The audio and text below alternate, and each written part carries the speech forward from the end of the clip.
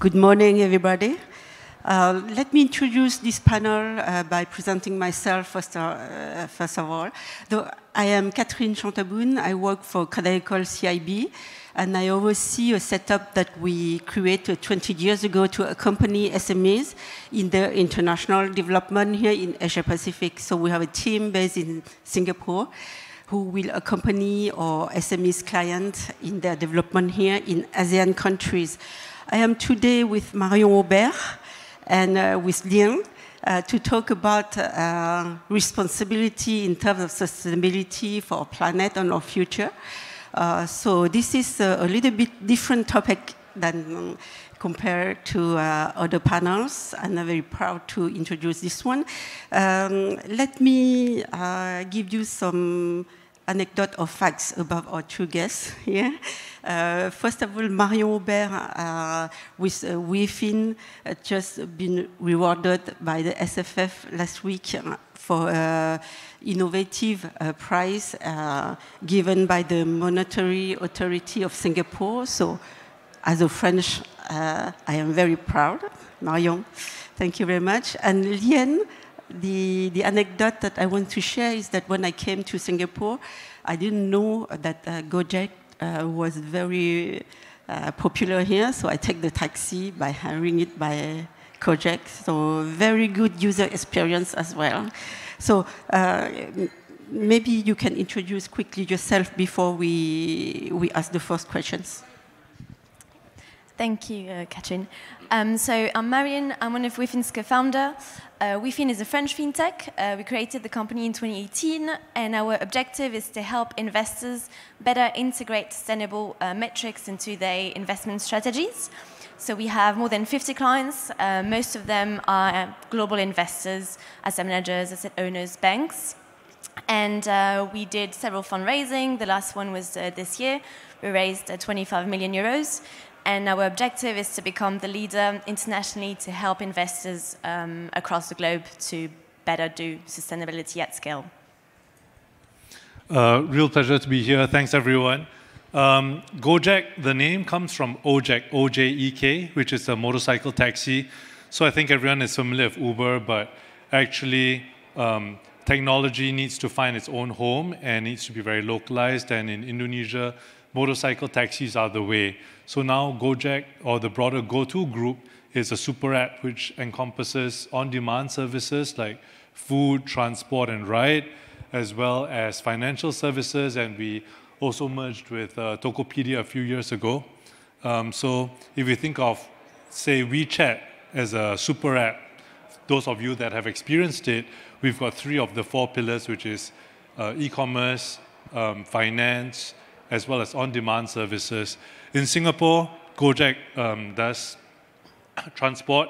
So I've got, if you come up to me later, I've got voucher promo codes for you. For those of you visiting Singapore, let me help you get around.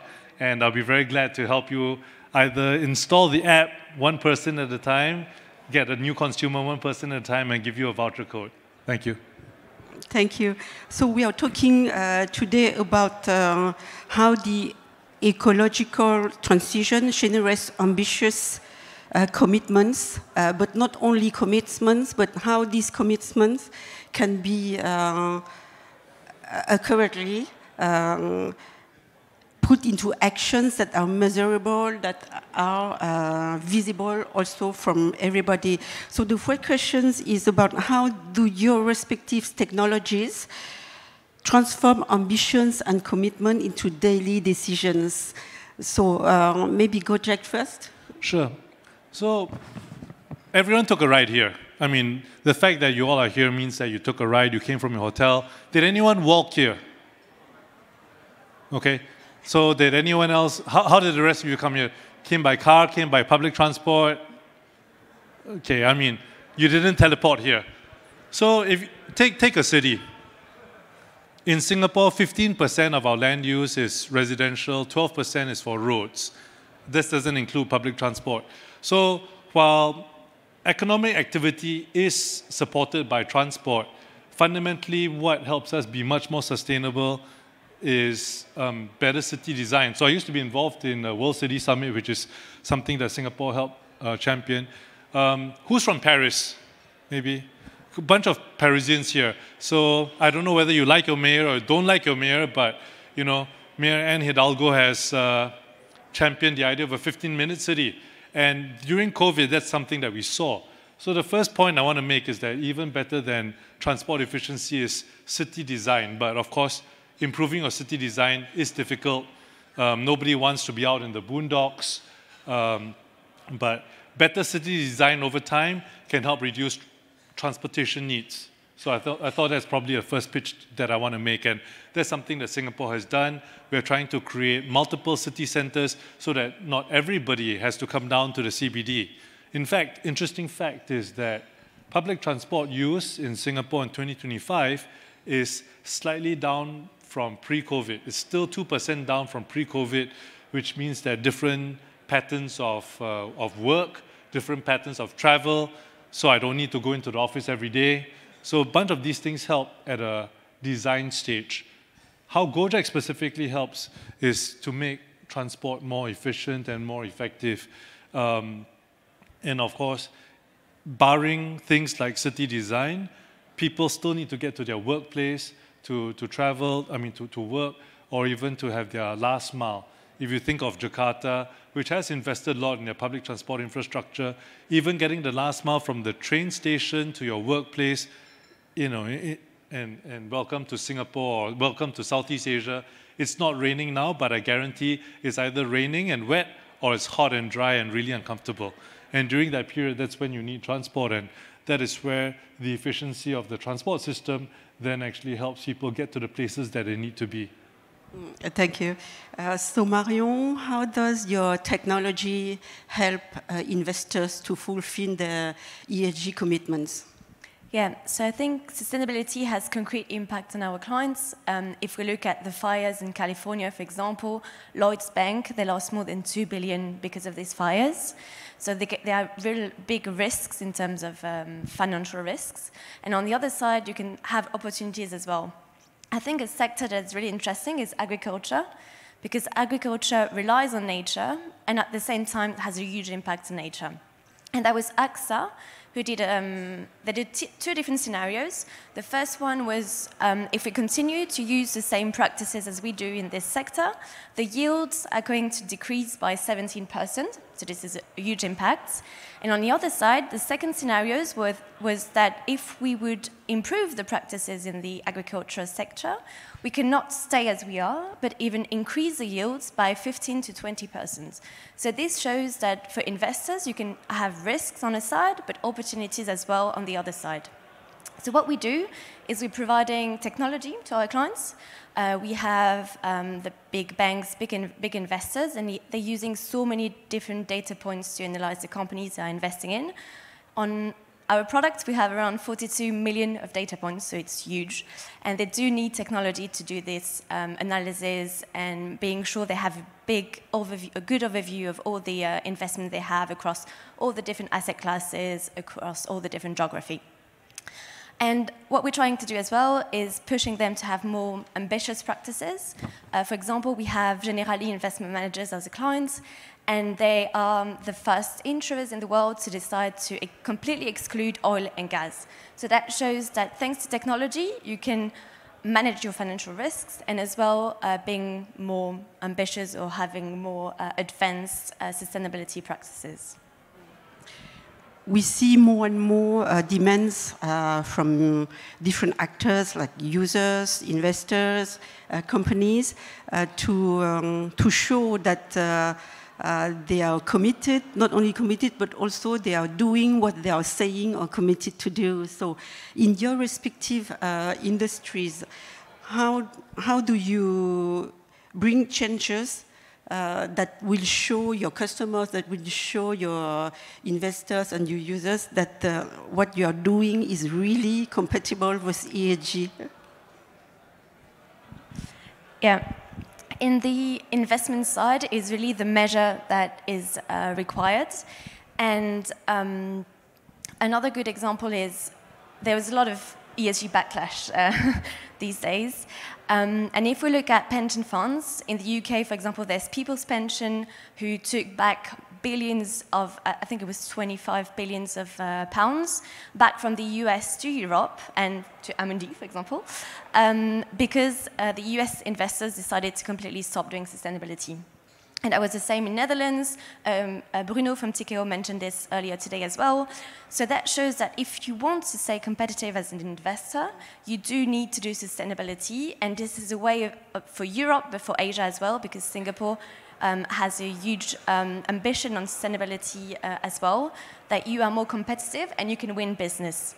So what we're trying to do with our platform and for our clients is to allowing them to integrate these KPIs, making sure they have as many data points as they could to have a good analysis. But the challenge when you have data, like 42 million data points, is, as you were saying, is the data reliable? Is the data auditable? And is the data comparable?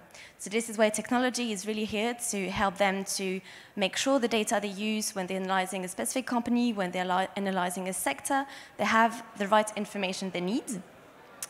And this is something we are helping them to do in the measurements.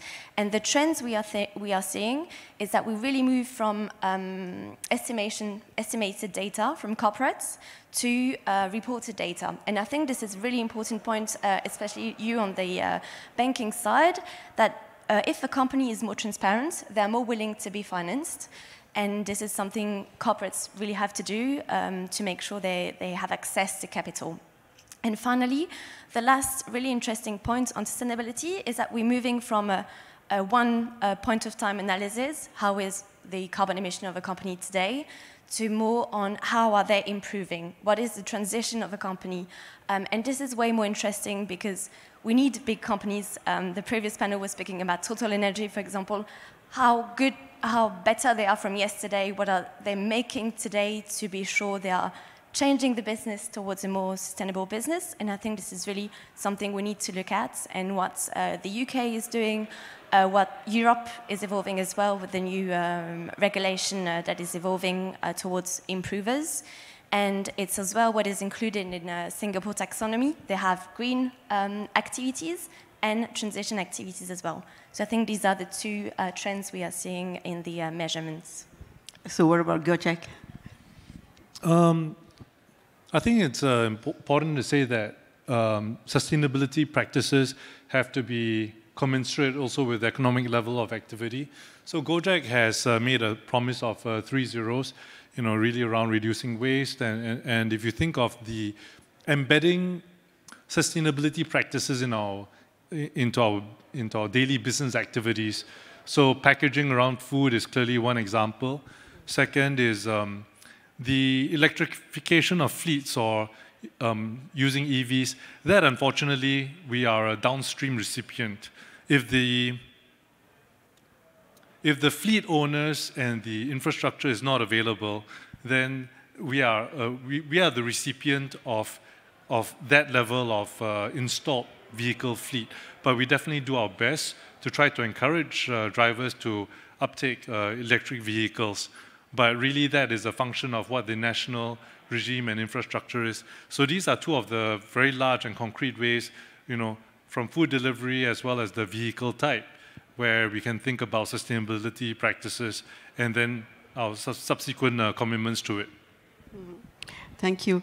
For the last part of our panel, I would like to talk about partnerships between different actors.